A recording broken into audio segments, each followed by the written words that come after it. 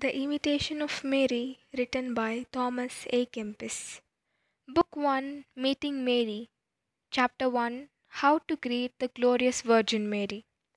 Although I am without merit, and am indeed conscious of my many sins, I have the utmost trust in your passion, Lord Jesus, and in the merits of your mother, the glorious and holy Virgin Mary. It is upon her that I wish to dwell for a moment. I pray, therefore, that I may be made worthy of doing so, since I dare not approach her without being first given permission. I am well aware that due to my unworthiness, I ought not present myself before this supremely worthy woman, whom even the angels admire and venerate while exclaiming, "Who is this that arises from the desert of the world and overflows with the delight of paradise?" Therefore, dearest Mary, it is unseemly that I should dare to dwell on the thoughts of your beauty and your greatness, for I am but dust and ashes, and am even the vilest creature on earth, since I am a sinner and inclined to every kind of perverse act. You, however, have been made higher than the heavens. You have the world beneath your feet, and are worthy of honor and reverence because of the exalted state of your Son. Your ineffable kindness, which transcends every imagination, enchants me and draw my affection to you, for you are the comfort of the afflicted, and always ready to help wretched sinners. I am very much in need of great consolation, and especially of your Son's grace, because I am utterly unable to help myself. But if you, most merciful Mother, condescend to look upon my littleness, you can in many ways help and strengthen me with abundant consolation. Therefore, as soon as I feel burdened with difficulties and temptation, I shall have immediate recourse to you, for, for where grace abounds, mercy is more at hand. If then I would attempt to grasp your exceptional glory and greet you in a worthy way from the depths of my heart, I must advance with a very pure spirit, for those who presume to approach your door without due reverence obtain not glory, but justify disgrace.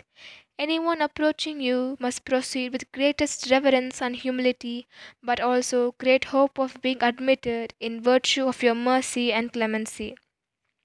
I come to you therefore with humility and reverence, with devotion and confidence, and with the greeting of Gabriel on my lips, a greeting that I joyously repeat with head bowed in respect and with hands open in deep devotion. I pray that this greeting may be repeated 100, 1,000, and even more times on my behalf by all the heavenly spirits. Indeed, I do not know anything dearer and more worthy I can offer you than this greeting. Listen now to one most enormed of your name. Heaven rejoices and earth is amazed when I say Hail Mary.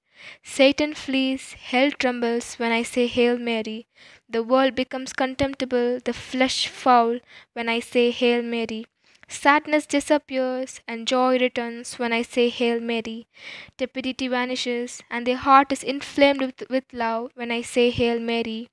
Devotion grows, compunction is born, hope intensifies, and consolation is increased when I say Hail Mary.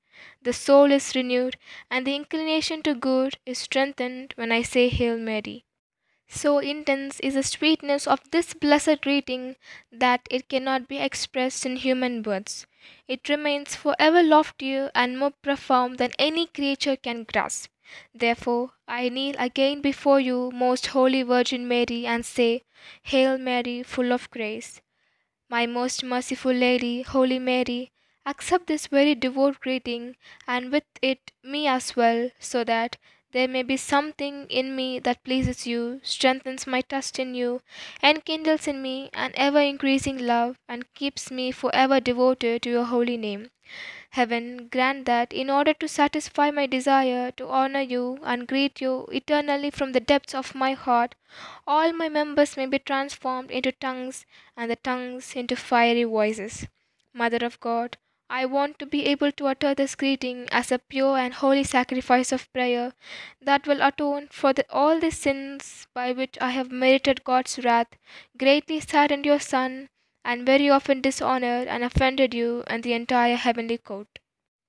Since my life is a frail thing and transient due to all my excesses, my negligences, and all my vain, unclean, and perverse thoughts, may heaven grant that all the blessed spirits and the souls of just may turn to you, most blessed Virgin Mary, with pure devotion and ardent prayer.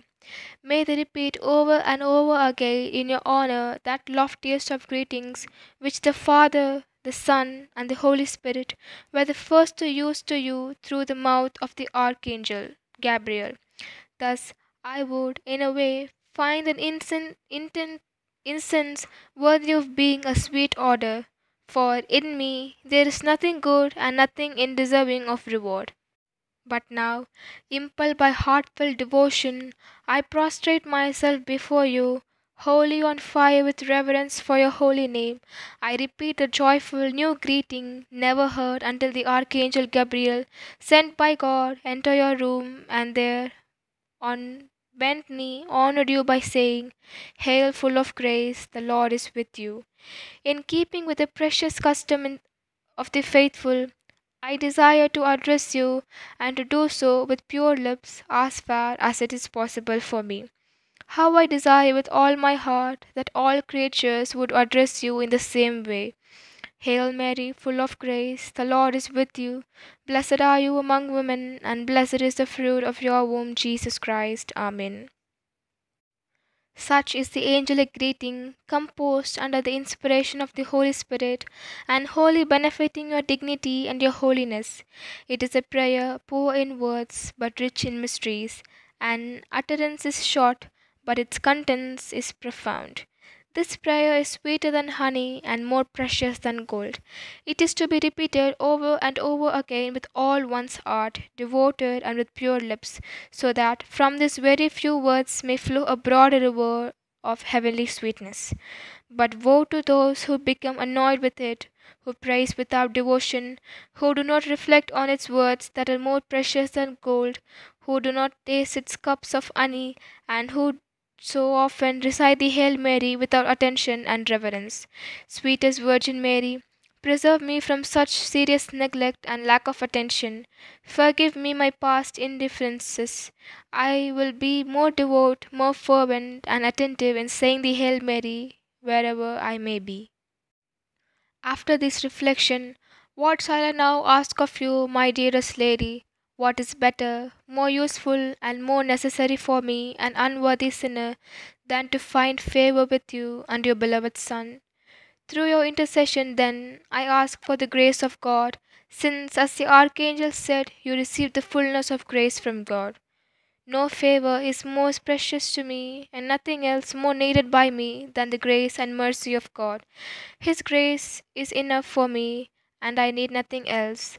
For without grace, of what value would all my efforts be?